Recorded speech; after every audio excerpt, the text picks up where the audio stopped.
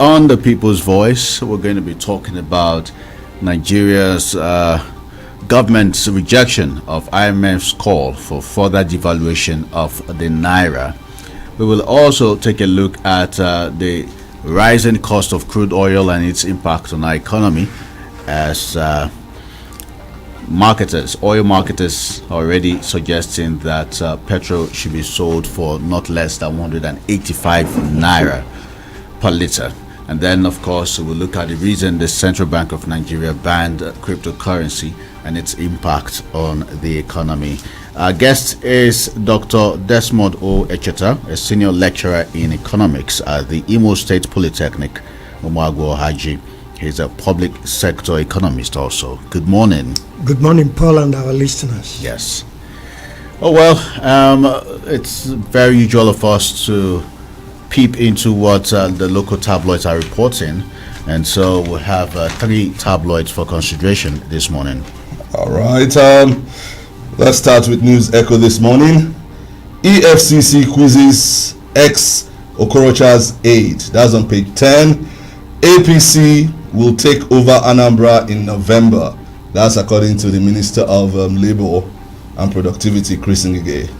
And tears as OC Prestige dies. Wow. He's a lawmaker in the Green Chambers. He passed on after battling cancer for a while.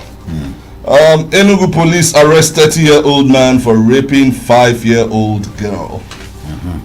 And let's quickly move to Nigeria News Point. Illegal selling of property. Empire Energy sues Njimaze, demands 100 billion naira. This matter is still in court? Yes. Okay. Let's let the court deal with that. We have here police detained 2 monarchs, 7 others over farmers' headers clash in Abia. Wow. Okay. Still from Nigeria News Point, Imbitoli PG's honor fed Podnek rector Arimawa describe him as a great son. Also from this tabloid, unpaid salaries. I saw Padek workers lock MD board of members out of secretariat. Yeah, that was yesterday. Yesterday. This issue of salary payment in Imo State and pensioners,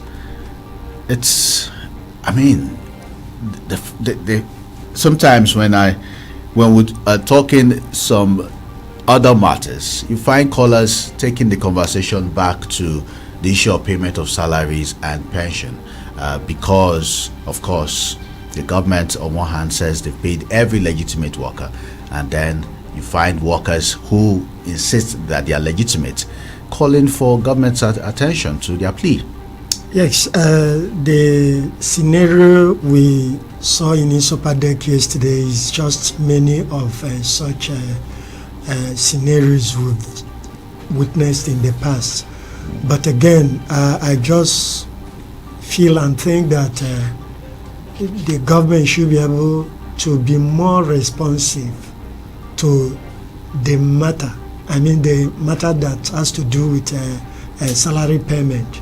Because you see that in Imo State is a civil service economy, that once you don't pay the workers when you're supposed to pay them, then it affects the other sectors. And that is why you see that other sectors, the service sector, the traders, all of them will be saying the same thing, because they are no longer experiencing the volume of sales they had anticipated to be making on daily basis. So government is trying, but again, government should be more responsive. For example, if you have said social number are being verified, what about those that have not been verified? Verify those ones, then come up with a statement.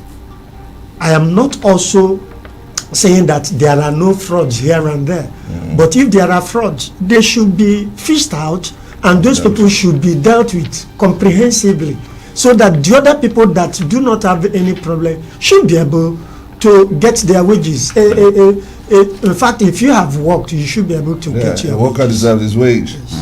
All right. Well, since before we take another headline, since we're on the subject of salary payment and pension, there's a press release from the Office of the Commissioner for Information and Strategy, Declan Emelumba, saying that all genuine pensioners who have not been paid, especially those who retired in 2020 and 2019, including those verified in December 2019, and any other genuine pensioner who has not been paid, are to comply with the following. Allow me to share this information because I think it will benefit some of those who have been coming to Darling FM to say they've done all they could to get their pensions. The instruction here says all state pensioners should come with all their relevant retirement documents, including letter of first appointment and date of retirement, to the ITC Center and the Office of the Head of Service, Imo State Secretariat off Port Harcourt Road, Owerri, in the following order. For Okeke Zone, Thursday 11th February and Friday 12th February between hours of 9 a.m. and 4 p.m. For Luzon, Monday February 15th and Tuesday February 16th, the same hours. For Owerri Zone, Wednesday February 17th and Thursday February 18th, same hours. Likewise, affected local government pensioners should come with all relevant retirement documents to the Secretary, Local Government Pensions Board in Owerri Municipal Council, also in that order. So that is the government's attempt. You see, that is deliberate government response to the yearnings of the people. Yeah. If they can actually follow this judiciously, I'm sure that to a large extent they are going to be resolving these too many matters that has to do with pensions and salaries. All right. Okay, I think that does it for, except let me add this one. I think it's important. Imo Transport Ministry parley Entraco over street trading, illegal parking in Owerri. This is something that needs government attention, especially with the way bus Imo drivers recklessly pick and drop passengers on the road. You see, that is why government agencies should be at work. And you know, for us, we like too much freedom. Look at how the motorists, everybody will not think it's free for all. You can do anything you want to do. We should also have government serve us better. The issue of trying to run, you see people running from all ends. You don't do that. If you go to a relief market, the traders are practically trading on the road. The same, even when you go to Douglas, on the main road. See that the Entraco bus, he will come personally chase them away. Before he goes to the other end, they They're have back all on the returned. road. Yeah. Help government to also serve you. We are saying government is not doing well, but where we see that government has done well, we should be able to also say it. We are citizens. We should help government to serve us better. Maybe sanction would go a long way instead of just chasing them away. Arrest some and sanction them.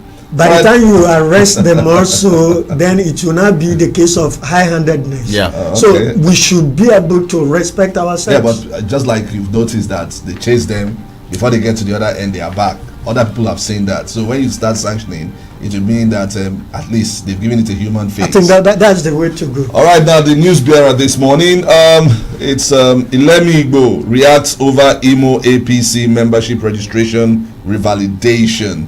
Okay, and there's a picture of the Minister of State for Environment, Honorable Sharon Ekazo Todd, Prince M.O. Ilemi Igbo, and others at the party secretariat of Okeke Road for distribution of registration materials yesterday. Okay, Honorable Ogu calls for youth participation in APC registration / revalidation exercise. So much on the APC registration and revalidation, even though yes, some have said there was no need for revalidation, and just, well, it's another topic for another day. Governor Uzodinma bails Heartland Football Club from FIFA sanction. All right, that's one thing Cosmos Chukwuemeka has been announcing for a while, that the Heartland Football Club is at the brink of incurring FIFA sanction if they don't pay one of the $56,000. Yeah, so maybe that's what the governor has decided to bail Heartland. He's been able to do that, and What that means is that Heartland will be having at least full squad this time around, no restrictions again.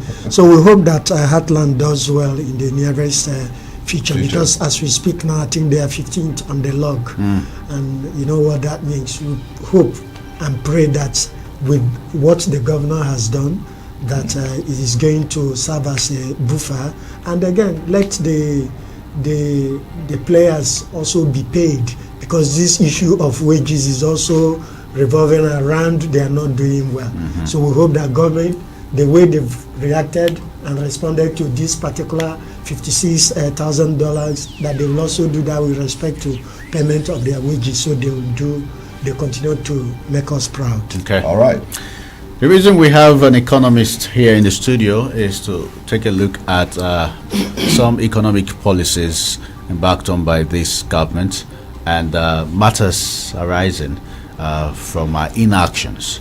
We're going to start first of all from the International Monetary Fund's recommendation that our naira be devalued further. As a matter of fact, they are accusing our naira of being 80% overvalued, and so should be yes. So federal government says they are not going to devalue the naira. But we've heard those kind of resistance before, and then eventually we hear that the naira has been devalued. What does it mean to devalue the naira, and why is the IMF recommending that we devalue our naira? Okay, thank you. You see, when you talk about devaluation is the official reduction of a country's currency in the face of the currencies of other economies. For example, we have our naira and the US has the dollar. Now, if we devalue, it means that if you go to do an exchange, you require more naira to exchange for, say, $1. So, but this has to do with official reduction. Remember, there are a lot of reductions that are done outside the official template. For example, what happens in the parallel market, the black market, that is not official. So we've also seen that there are a lot of devaluation, because when you go to the parallel market, you see that the rate will be higher as compared to the official. So that was exactly what happened last year. You know, last year we actually devalued 2 times, and because of the issues of the coronavirus and the slow and in fact the crash in oil prices. So to actually close that gap, the CBN authority, the monetary authorities, actually devalued 2 times last year. But again, asking Nigeria to devalue again is a sort of international politics from one end, but the truth need to also be told. Why is it that there is pressure for Nigeria to devalue? The pressure is because we are actually not bringing anything to the international market apart from oil, such that you see that virtually everything we produce and we consume in Nigeria are all imported. So if we are importing instead of exporting, there is pressure on exchange rate, and what that means is that we need the dollar to be able to make those payments. So there is pressure on the dollar. There is no pressure on the naira. So there will be pressure on the naira if we are exporting. What that means is that other countries will have the needs to purchase our naira, and as they are doing that, our naira will appreciate. But the reverse is the case here, because what we are doing is to ask for dollar, and as we are asking for dollar, we are cheapening ourselves. Yeah, but we've always been an import country. That is the problem. So why now? Why are we having? You just said it twice last year we devalued, and this is just February, the first quarter of 2021, and IMF thinks that our naira is still overvalued. Mr. Paul, what has changed? Yeah. What have we been exporting since that last year? To what extent have we diversified our economy? we are still doing the same thing just repeatedly. It's still that oil, and the oil you are exporting, you do not even fix the price. Well, is it possible that because during the Yuletide season, it was said that the naira appreciated because a lot of Nigerians abroad sent money homes to loved ones and family members. Is it possible that that's what has given the naira the value in which the IMF is now asking for it to be devalued? No, sincerely, there are a lot of indicators. If you want to assess any economy, there are a lot of indicators. Just like you look at the structure of the Nigeria economy. First of all, is it a public sector driven or private sector driven? What are the activities of each of these sectors? Of course, the activities of those sectors will be aggregated so that you begin to talk about our GDP, what we are producing. It is based on what your output that you are going to be assessed. So what have we produced in the past 1 year? Absolutely nothing. So you see that we are swimming in the euphoria of those remittances. We call it remittances from abroad.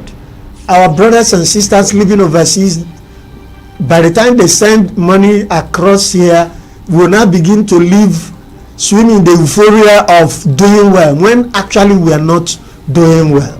And all these remittances are recorded here and there. They are captured. IMF, World Bank, they are monitoring world economies. All right. We're going to continue from here. Of course, we'll talk about cryptocurrency ban. We'll talk about the price of petrol today and every other thing that has to do with economics. After this, stay tuned. You know me, who? Gang. You are moving to the switch gang. It can be with the switch gang. Right now, you are moving to the switch gang. Set our gang, gang, gang. Switch gang. Set our stand big IBTC gang. Transfer we.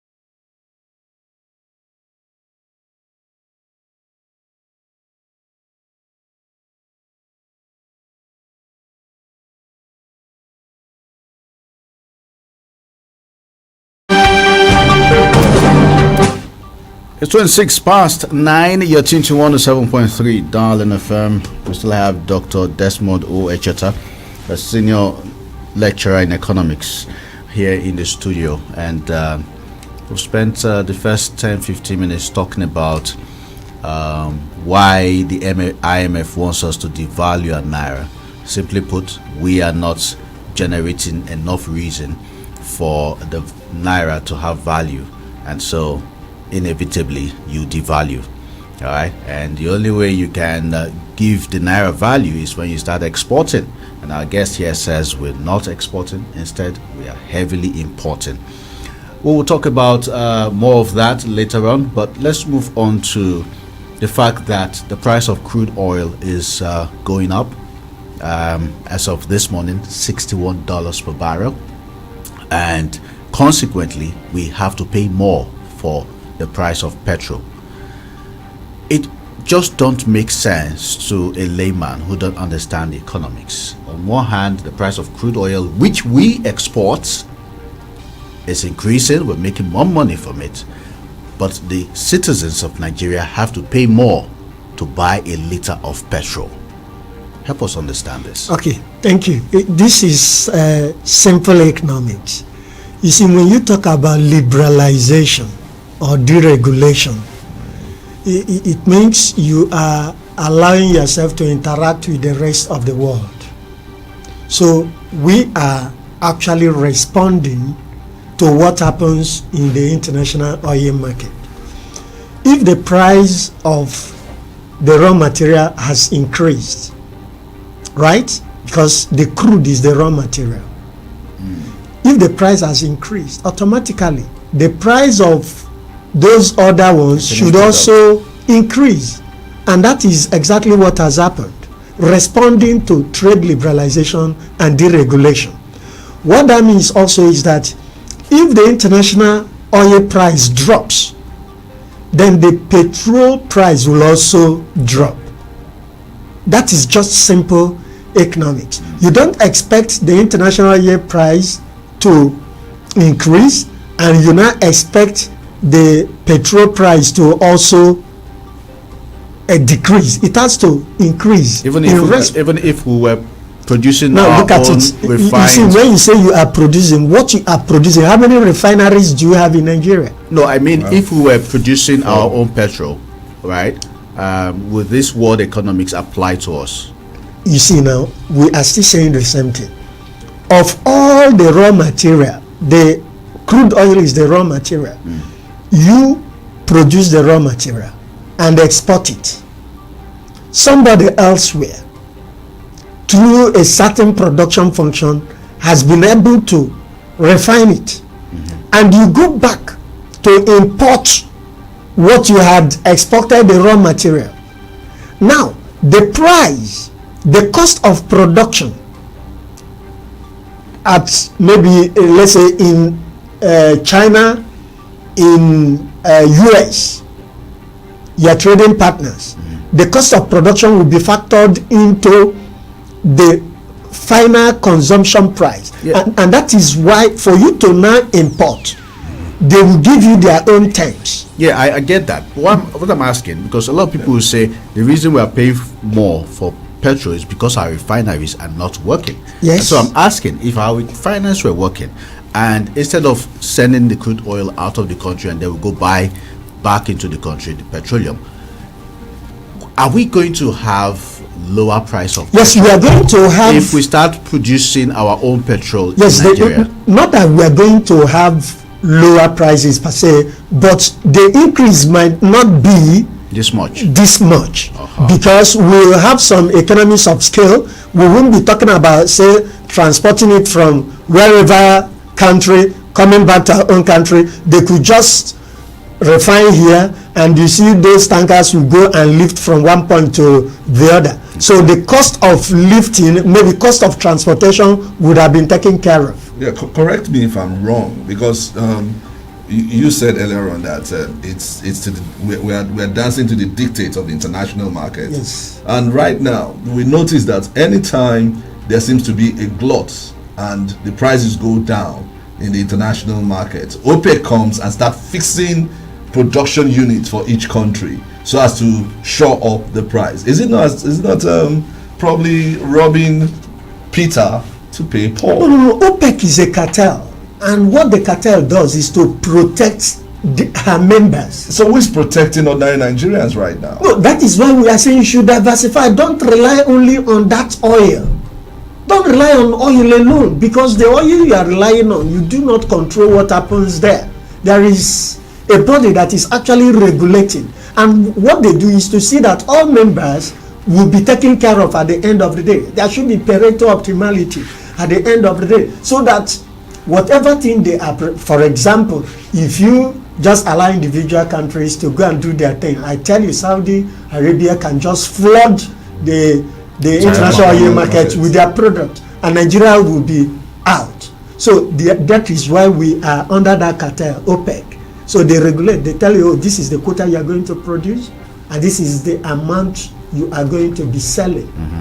If you don't do that, we are going to be worse off. Okay, let's and still on this before we move on, say that we produce rice here in Nigeria, yet it's still beyond the reach of a lot of homes in Nigeria in terms of the price. We produce cement in Nigeria, yet the price continues to increase. As of the last check, over 4,000 naira per bag.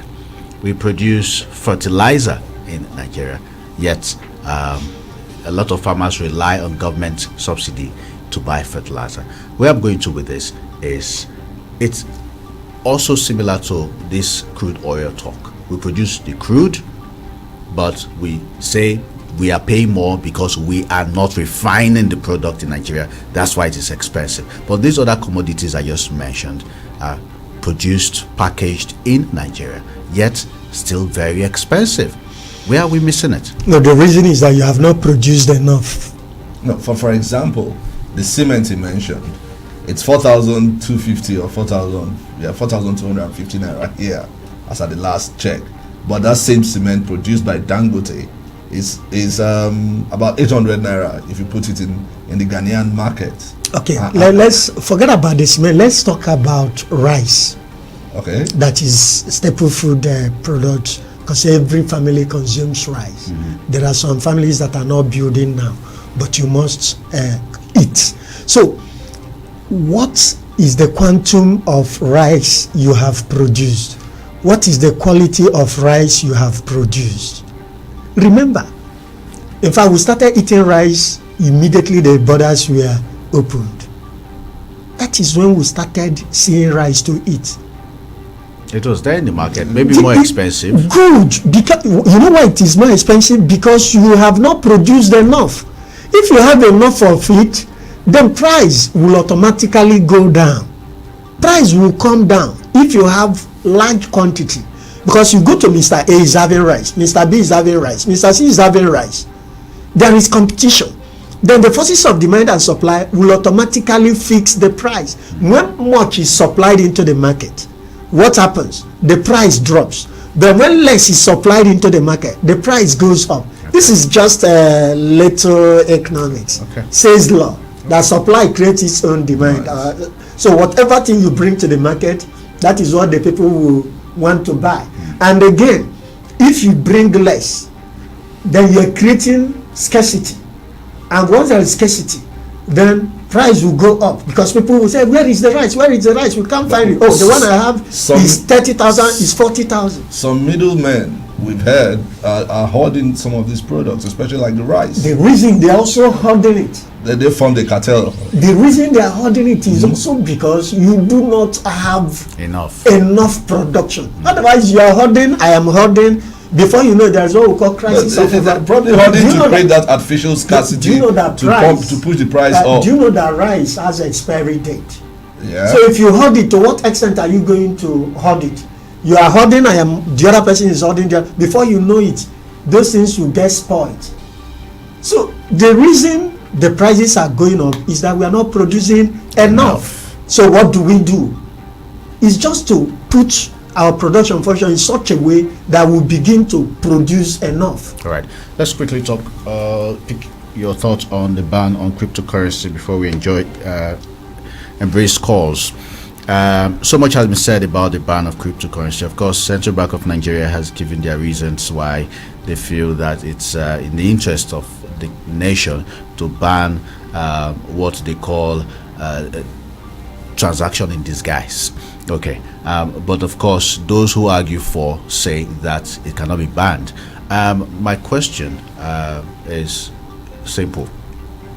We have legal tender, naira, and then, of course, if you like, you can change into dollars. The CBN regulates this use of naira and dollars. There's a certain amount you want to withdraw, you have to declare intent and all of that.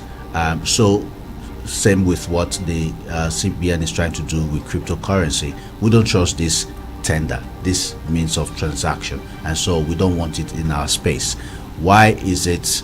What is the hullabaloo for? I mean, why can't the CBN actually decide what they think is safe for us and let out what they suspect? Okay, the CBN is the monetary authority. Yeah. So they regulate the printing, minting of currencies and other things they do. In fact, it is the CBN that even should be stabilizing the economy, because the CBN is like the government. In fact, it's the government bank. So it regulates the economy. So what the CBN is trying to do, you know that the cryptocurrency has gained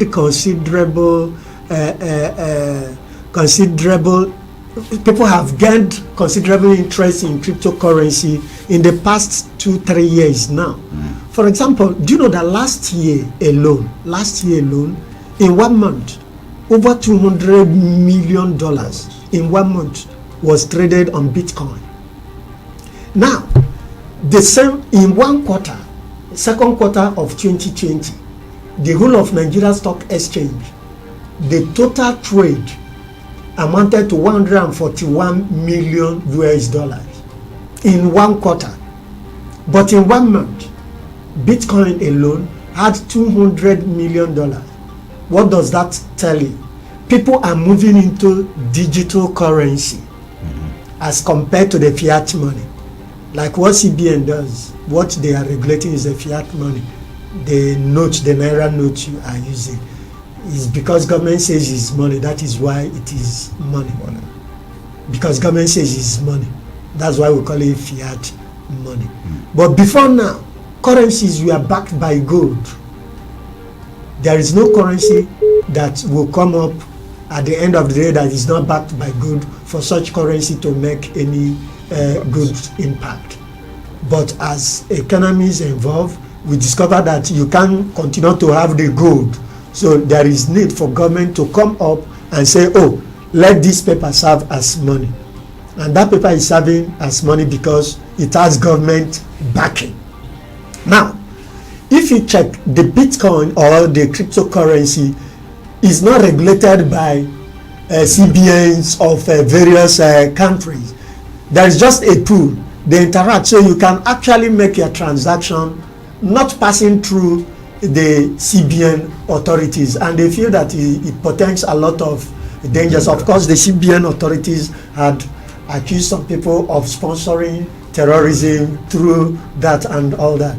So, but in any case, we've seen that the Nigeria Stock Exchange had tried at least adopting and trying to formalize this cryptocurrency, bringing it as one of their products in the Nigeria Stock Exchange, because they have seen the considerable gains that cryptocurrency is making. So there is need to factor it into the Nigeria Stock Exchange so that they will also be making money. Thank God you but mentioned, we have seen. Sorry, let me throw this question in. Sorry, since we're on the subject of stock exchange, we've noticed steady decline in Nigerians' willingness to invest in the stock because they now have a better option, which is crypto. Good. That's the future. Yeah, but remember that these companies that rely on investment need funds to expand in the businesses. For example, Guinness would want investors to buy their shares so they can produce more. Now, rather than have Nigerians invest in these companies, they rather put their money in a digital purse, which is not expanding our business except for the owner of that currency who is making profit off it. Isn't that counter economics? You see, or going against what we want for our economy?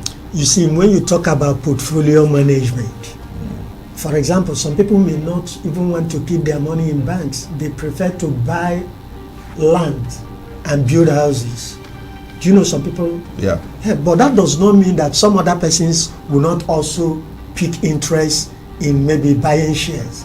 Some other person may wish to buy shares. To some other person, he may also want to combine both. So it depends on the way you want to manage your portfolio. But again, I tell you, the extent to which you try to modernize your business operation will entice people to buy into your product. So, for example, we have a lot of banks, a lot of deposit money banks. They have their products. You can have account with Bank A and have account with Bank B, depending on their product. So whatever you want to do depends on the business environment, and the business world is dynamic. So CBN should allow all of these players. Sincerely, they should look for a way to come in to begin to regulate, if not directly, but indirectly.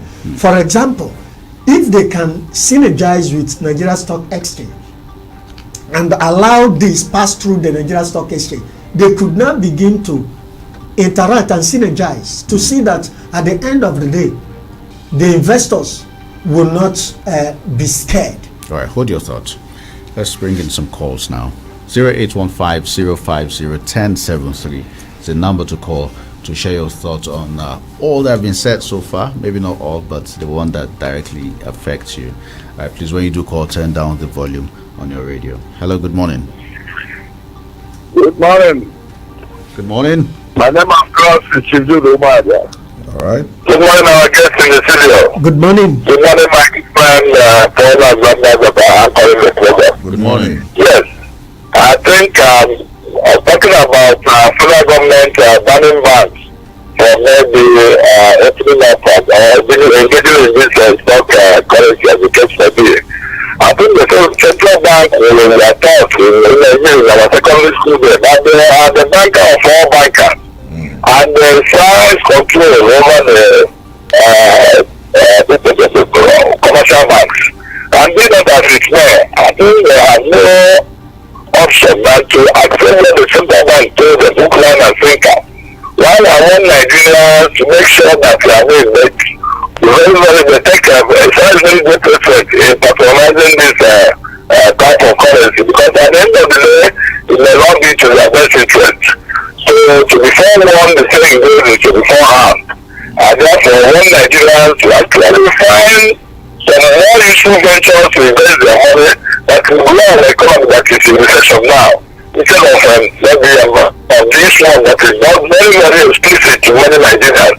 And at the end of the day, they call them on to that ship by losing their hard-earned money. Right. Thank you very much. I God bless you. Do you think he's talking from limited information on what cryptocurrency is about? You see, most people have likened the cryptocurrency to MMM. Do you understand? So, No, but why they are doing that is because no value is added. If I buy crypto today at maybe one Bitcoin at maybe 20-something thousand naira, and by tomorrow I could sell at 50,000 naira. so why are you selling it like that? No, you understand that no value was created. You just buy, and you understand. There's no process of production. No, the question you should be asking yourself: why demand for it? Because People are pulling resources together.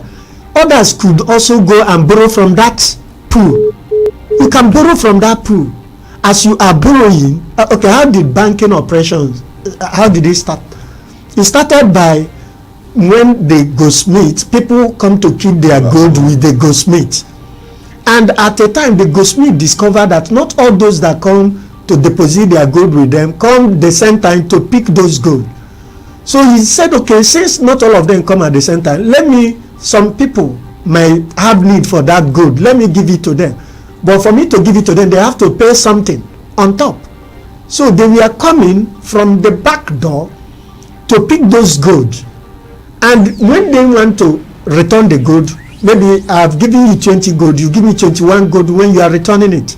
That becomes the interest. That was how interest started. The money that is being pulled together, you think they are there? No. Are you not buying the Bitcoin with dollars? Who is keeping those dollars? The dollars are there, and some other persons will come, investors also borrow, and that is why the process is now in fact the vote is now swelling, getting bigger and bigger, and the value continue appreciating. Yes, that explains why you see that it is, let's say, $1 today, tomorrow it is $1.2 and all that. But if people do not come for it, at the end of the day it will crash. Okay, all right. Hello, good morning. Good morning, Zandas. You're welcome. Our guys, good morning. Good morning. This is Friday from River State. All right. Friday, go ahead. Yes, you're talking about dollar. We're talking about Our guys, do you know how much you are selling our crude oil now? That's why we're supposed to know how much we're going to see for our dollar. But we see more downfall for our naira. Which is all the way, all the companies of Nigerians, all they're living in this country. Both Michelin, Chevron, other companies are living in this country. But because of insecurity, what are we talking about dollar? Except to tell ourselves this for this government. This government to come and kill and destroy. Look at our fuel now. Want to buy fuel of $200 per liter. All right, please. Fuel is 170. Do not misinform the public. Apart from that, mind your words. Yes. If you say the government has come to kill and destroy, you are part of the government. Except you're talking about the leaders, which, well, it's a radio station. We cannot accommodate that kind of blanket statement. So Friday, you can make your point without actually trying to incite the public. Thank you very much. I thought we'll be able to take one more call before the next commercial, but looks like we're already seconds away. Except we'll take some comments from social media. Remember, we are streaming live, so you can actually check us on YouTube, Darling TV. All right, you watch the behind the scene on Facebook, Darling FM Owerri. You can find us live and every other social media platform, Twitter and Instagram at Darling FM 1073. You have comments there? Okay. Yes. Okay, Kenneth Okeke, good morning to the presenters and the guests. I'm gladdened with the announcement from the Office of the Honorable Commissioner of Information in respect to pensioners that have not been paid. Yeah. I pray this. I pray this will be done in peaceful way. I think the state government will soon live up to expectation. Long live pensioners in Imo State. Thank you for the good work, guys. Darling FM 107.3. In accordance with the Nigeria Communications Commission, NCC's mandate to link every phone number to the user's national identification number, NIN, 9 Mobile as your network of choice is making the exercise nice and easy. Simply dial *996#, verify and link your NIN. Better still, you can visit www.9mobile.com.ng/NIN to do the same.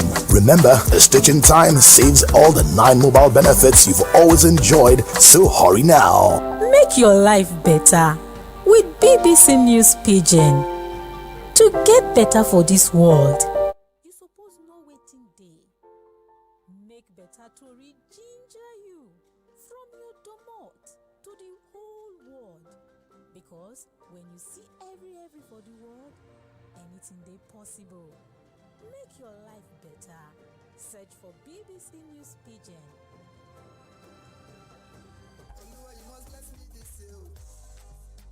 Happy festive season, my people, oh, Better Life Estate. Better Life Estate don't come again, yo. Them talk say you fit secure your future with a land plot for anywhere with Better Life Estates. Them locate. So you know, say you fit buy premium land plot at Blossom Layout Estate. We say now 1.5 million naira only per plot. And if you want to pay your money small by small, you go pay 1.7 million naira over 6 months. This land locate for 3 minutes drive from Avu Junction along Port Harcourt Owerri Express Road, and for Better Life Royal Estate, that one locate for 3 minutes drive from Futo Junction along Umuokene Express Road, Imo State. And now 1 million naira only per plot, or pay 1.2 million naira. We go fit pay small for over 6 months. Secure your future today, oh, with Better Life Estates. Better Life Estate office day for kilometer 8, Futo Junction, Obinze, along Port Harcourt Owerri Express Road, Imo State. Or our office with day immediately after St. Helens Catholic Church, Akara Bus Stop, Irete, along Onitsha Express Road, Imo State. For more to make a call Better Life Estate today on 0903 0205 606 or 0702 551 6369.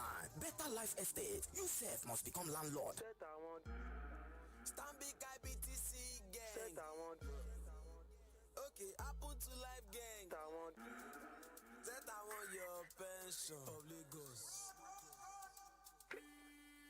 You know me, who gang? You are moving to the switch gang. It can be with the switch gang. Right now you are moving to the switch gang. This gang is the switch gang. Switch now, make you check out. Your pension go show, make I no lie. Cause I'm big IBTC if you want try. Transfer with the show, so no door. How you go come no if you no try? No confirm account with the no sign. Pension manager we go show you die. Set I want gang. Retire well gang. Pension secure gang. Just switch gang. Set I want Stanbic IBTC gang. Transfer window gang. Happen to life gang. One pension manager gang. Join the switch gang today. Stanbic IBTC Pension Managers, a member of Standard Bank Group. Darling FM 107.3. All right, it's been very interesting listening to Dr. Desmond Echeta explain some of these economic realities we're facing here in Nigeria. If we know better, then we'll ask better questions from our leaders. But if we don't know, when they put out policies that directly affect us, we'll, like Jude Baga suggests, swallow it hook, line and sinker. And so that's the reason for this conversation. So let's take 2 more calls before we wrap it up on today's edition of the People's Hello, Voice. good morning. Are you there? Hello, good morning.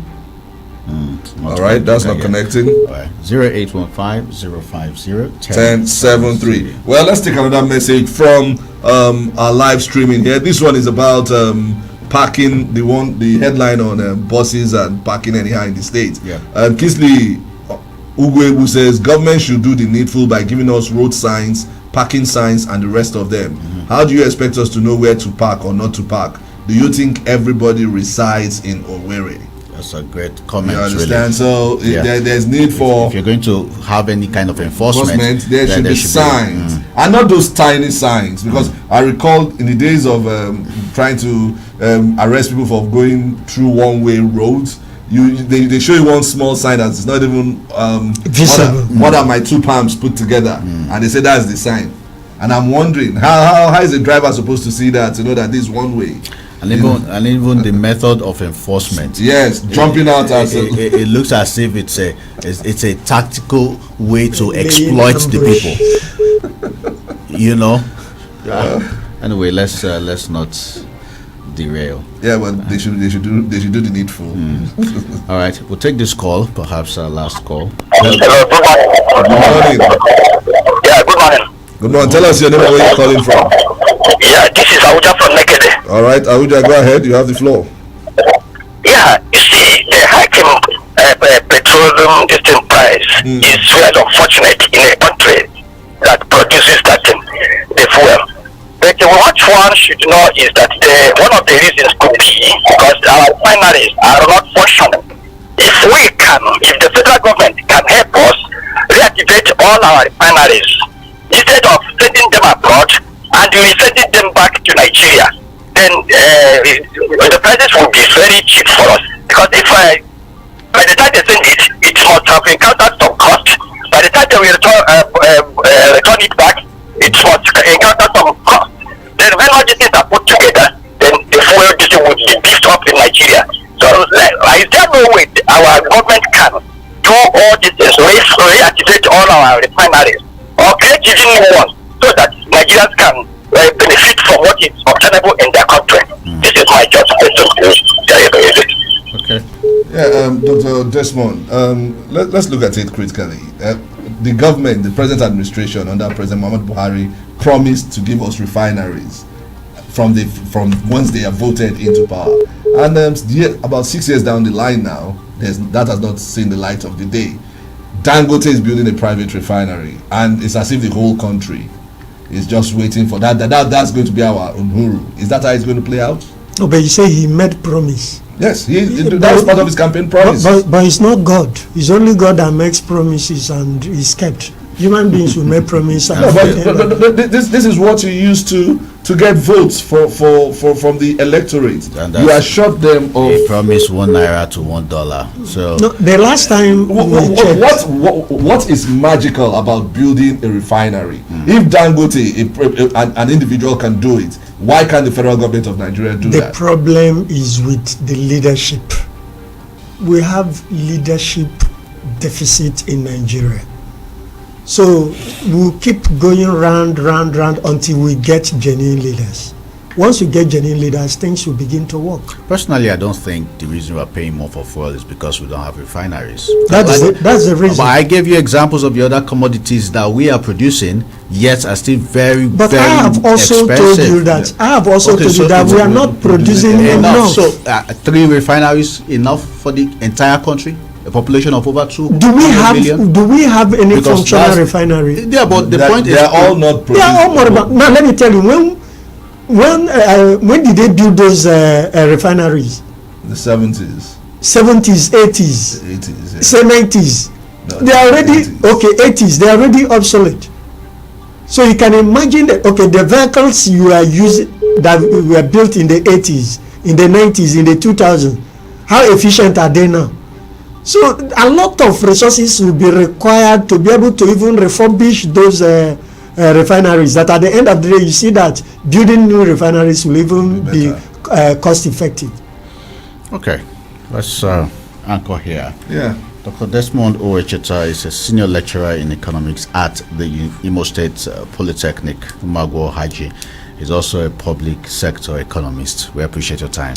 Thank you for inviting me. Yeah, we'll bring you the news headlines at 10 a.m. I am Paul the Magician. And I'm Zandas, Okeke Otiba. Good morning.